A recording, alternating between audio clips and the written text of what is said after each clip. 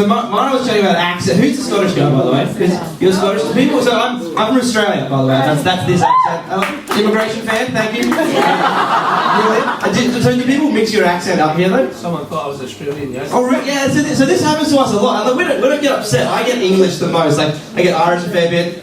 We never get upset when we mix it up, but I don't know what yours is. The weirdest mix-up I've ever had, though, was like a month ago. This guy, I was at a cafe, and this guy, he's like, "Oh, you've got an accent? You're from the south, aren't you?" I was like, "Yeah, mate, deep south, so all good. Now you guys are fine. I've been here for 3 years, though. Who's a New Yorker, by the way? Clap if you're a New Yorker. 3 years, and I don't consider myself a New Yorker. You guys are tough. You guys don't mess about. Like I know I'm not a New Yorker. I don't know if I ever will be that tough, but I'm starting to pick up some characteristics of being a New Yorker, and I don't like it. This is how I can tell I'm slowly becoming a New Yorker. Because I had a friend from Australia visiting a few weeks ago, and we're at a bar on 2nd Avenue, and like a fire truck went by. The ambulance, sirens are all blazing, and my friend, he straight away said, "Oh no, I hope everyone's okay." I was like, what do you mean? I've forgotten, people who aren't from New York City, they hear sirens and get concerned about other people. I'm becoming a New Yorker. I hear sirens now. I'm like, oh, it's always when I'm making a phone call. Good, becoming a New Yorker. I moved here 3 years ago. My one claim to fame from being from Australia, I used to be on the Australian national gymnastics team. Okay, thank you. It's, the rest of you, hold your applause, I suppose. You realise I was almost at the Olympics. Give me some fucking credit here.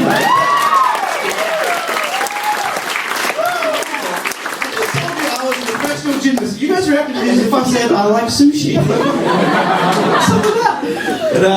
So when I tell people that, they always ask me if I miss it, and that's such a tough question to answer now because it's been 10 years since I've done. I don't miss waking up at 5 a.m. training 7 hours a day. I don't miss my whole body hurting all of the time, but I do miss wearing leotards. Like if I go to the beach now and I see a woman in a one-piece bathing suit, I'll just think, "Hey, with the days." I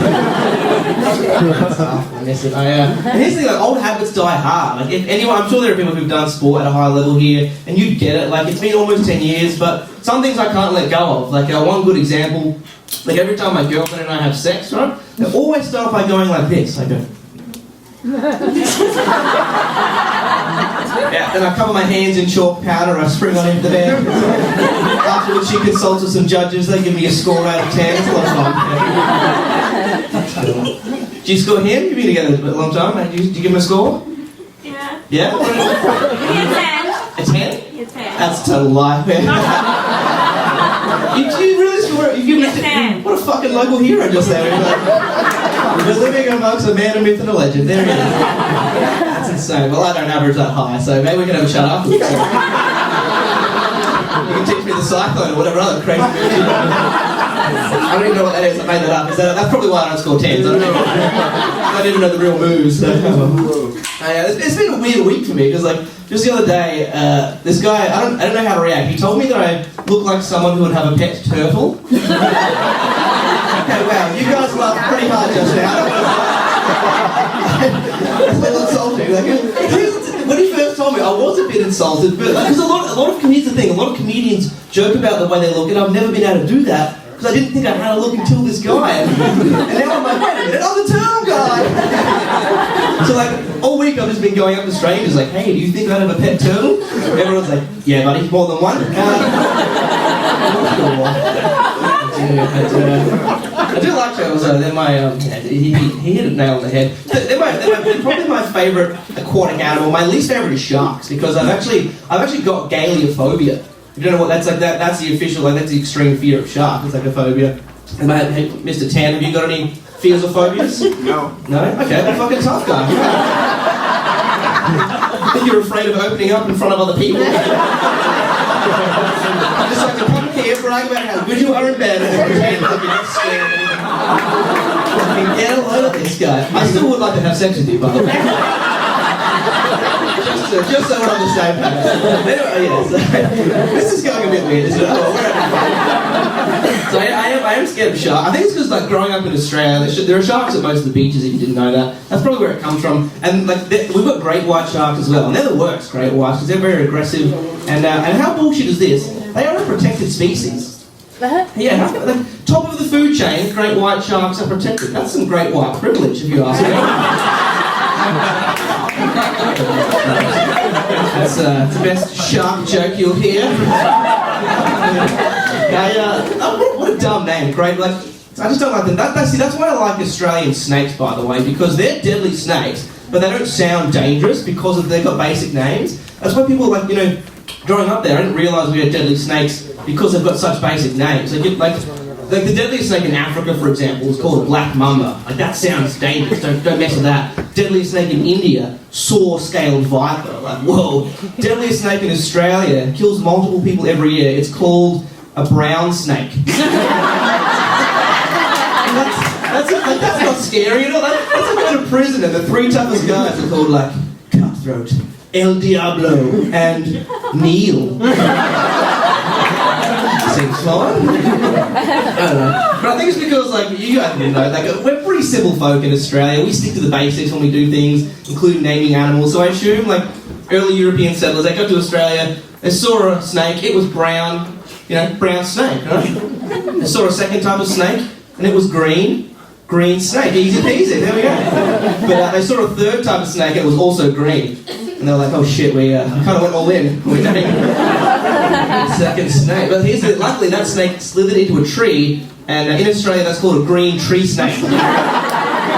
Crikey, it was pretty close for a minute there. You guys don't follow those rules, by the way, because there's a bird in America. It's almost entirely brown, and you guys call it the golden eagle. Like, Australians come over here like, mate, that's not a golden eagle, that is a brown sky glider.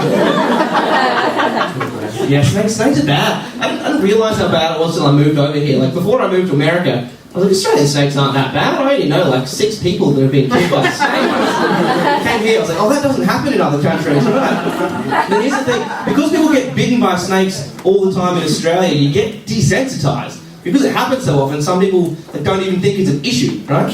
Like, snake bites in Australia is kind of like gun violence in America. Okay, you guys tightened up on me just now. I know that's a weird comparison, but there's a lot of similarities. Like in Australia, anytime someone gets bit by a snake, half the country is like, well, that wouldn't have happened if he'd had a snake. That is a better joke than you guys have. There's a lot of comedians trying to get on Netflix. Not me. I'm just trying to headline the 7-Terror convention with my snake material. I'm actually. So who said they've been married for 42 years? By the way, who was that? Up there. That's amazing. So I'm actually saving for an engagement ring right now. I'm super excited to like get married, spend my life. Thank you very much. But you're clapping before it. Like we've been together 8 years, so it's yeah. All the women were like, "That's a you motherfucker." I am really excited, but the thing is, like, we've got with this visa stuff we're going to sort out, but like after 8 years, this is why she's starting to get mad at me. She's getting very impatient. I've noticed little changes in her behaviour. This is how I can tell she's like, nah, I'm just ready to get married right now, because like the other night, for example, I said, hey Lauren, you want Chinese food for dinner? And instead of saying sure like a normal person, she said, I do. Take it easy. And she's ready to pounce on like any opportunity, because we were in Central Park, it was like a few months ago, and my shoelace came undone. Like, what do I do in that scenario? She was looking at me like, hey, go ahead, dickhead. Get down and run me in Central Park, see what happens. Like, 10 years from now, kids will be like, Dad, how did you propose to Mum? And I'll be like, well, I forgot to double knot one day. We got a tough year because she had to fly home in June to renew her visa. She's going to do it every few years, but her visa got denied, so she couldn't get back into America. And yeah, I don't know if any of you guys have been cock-blocked by the federal government before. I was like, 3 months she was in Australia, trapped, and we're on Skype chatting after a couple of months. She asked me what I miss about her the most. Very sweet. I said, definitely splitting the rent, Lauren. I want to share my life and all my utilities with you. No, there is a happy ending. It took a while. We got a lawyer. Her visa got reapproved. She came back to America after 3 months. Let me tell you this: 3 months when she arrived back, we had sex. Alrighty, sex fans.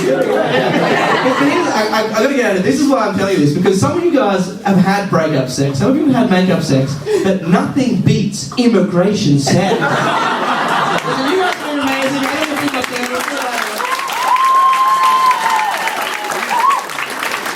Yeah, good luck to you guys.